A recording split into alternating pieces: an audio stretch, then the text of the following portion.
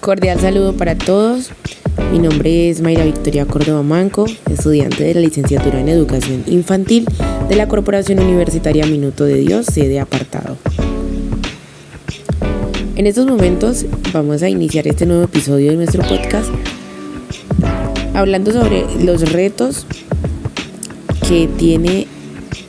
ha tenido y que persisten en la enseñanza del inglés como segunda lengua según el sistema educativo de nuestro país, Colombia. Si bien es cierto que desde el Ministerio de Educación se han intentado llevar a cabo diferentes esfuerzos en pro de educar a nuestras infancias y adolescencia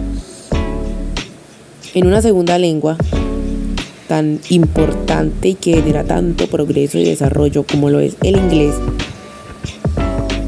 también es cierto que aún hay muchas brechas y que aún hay mucho camino por recorrer y que aún hay muchos desafíos que no se han podido enfrentar al 100%, que no se han podido contrarrestar como debería, o que al menos en la realidad no se ha llevado a cabo todo lo que está escrito en teoría. ¿Cuáles son los 4 retos que a mi parecer en pleno siglo XXI tiene la educación y todos sus actores clave para este propósito de llevar una educación bilingüe de calidad a nuestros niños, niñas y adolescentes del país? Bueno, pues como primero tenemos algo que es bastante álgido, la brecha inevitable, evidente entre la educación urbana y la educación rural. Mientras que tenemos un panorama de que en la educación urbana en muchas ocasiones y más en instituciones privadas hay docentes con niveles de inglés altos, aprobados, que lo hablan fluido, incluso nativos de países con este idioma como lengua materna.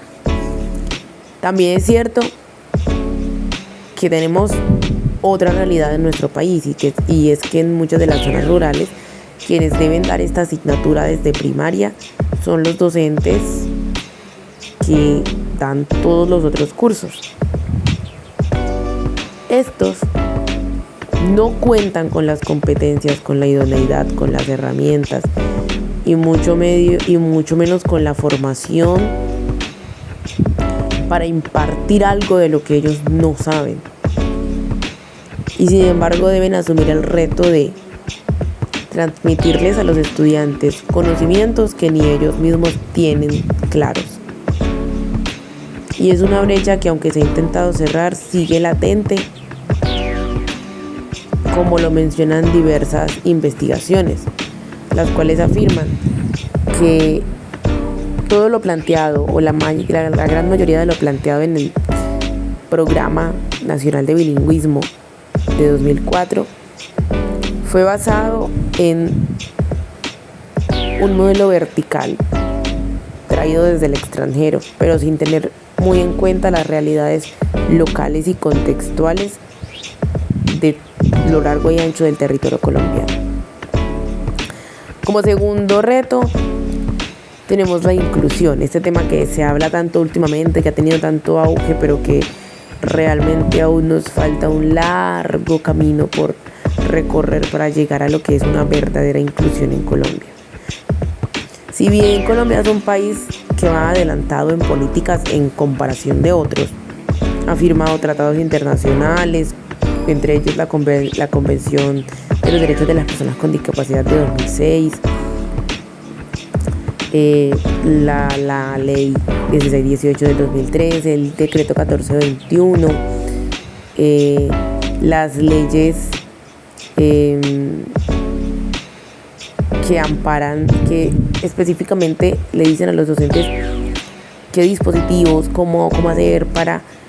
amparar y darle una educación de calidad a las personas con discapacidad visual, que si mal no estoy, es la ley 1680 de 2013, también la ley, ahorita se me va un poquito el número, pero es de 2022, que habla de las personas con trastornos específicos del aprendizaje, y entre muchas otras políticas que han surgido, pero realmente a los docentes no se les da una herramienta clara, un tip claro, específico y contundente de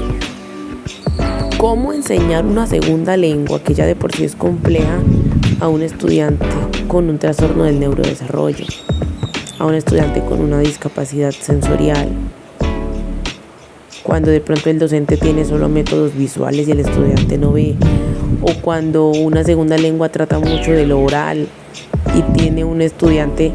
con discapacidad auditiva que ni siquiera su lengua materna es el español, sino la lengua de señas colombiana. Entonces ya el español oral viene siendo segunda lengua y el inglés sería una tercera lengua. Ese tipo de cosas aún no se les dice a los docentes, y más de la ruralidad, cómo hacer realmente, qué método utilizar en la realidad, no en la teoría. Así que hay estudios que siguen demostrando que la verdadera inclusión, y más a la hora de enseñar una segunda lengua, está bastante lejos de ser una realidad oportuna y de calidad para nuestros niños, niñas y adolescentes que acceden al sistema educativo de nuestro país. Como tercer reto tenemos la incorporación de pedagogías críticas, pedagogías que lleven a nuestros niños, niñas y adolescentes a pensar, a analizar con pensamiento crítico y lógico. Realmente se demuestra que incorporar pedagogías o métodos que articulen el concepto teórico, el concepto abstracto, con la cultura, con la realidad local, con las necesidades, intereses, gustos de nuestros estudiantes. Pero esto solo se va a lograr en la medida en la que veamos a las pedagogías emergentes, en la que realmente empecemos a ver las pedagogías emergentes como un posibilitador, como un plus, el hecho de incorporar la realidad local de nuestros estudiantes con los conceptos teóricos que pretendemos enseñar desde la academia. Y por último tenemos el uso de las tecnologías de la información y la comunicación. Realmente las nuevas herramientas tecnológicas son algo que no se va a ir, llegaron para quedarse, y por lo tanto no podemos pelear contra el viento desde la educación. Debemos más bien hacer que se conviertan en nuestros aliados,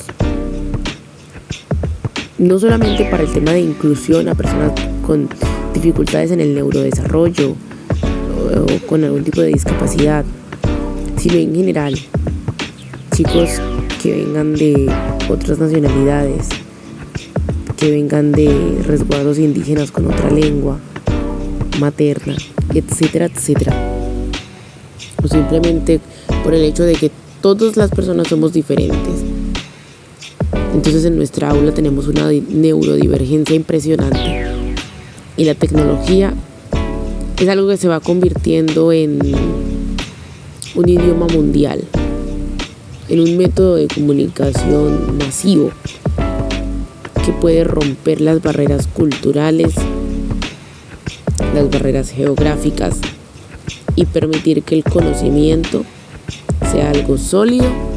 y cotidiano, así como la tecnología se ha vuelto cotidiana. Así que a manera de conclusión, debo decir que hemos hecho un gran trabajo como país. Se han intentado hacer buenos esfuerzos, pero aún falta y aún se puede mejorar más. Siempre habrá oportunidades para mejorar y brindar una mejor educación de calidad, oportuna y pertinente a las futuras generaciones. Y más si hablamos de una educación bilingüe que puede representar o un gran progreso o un gran atraso para nuestro país en años posteriores. Muchas gracias por acompañarme hasta aquí. Hasta la próxima.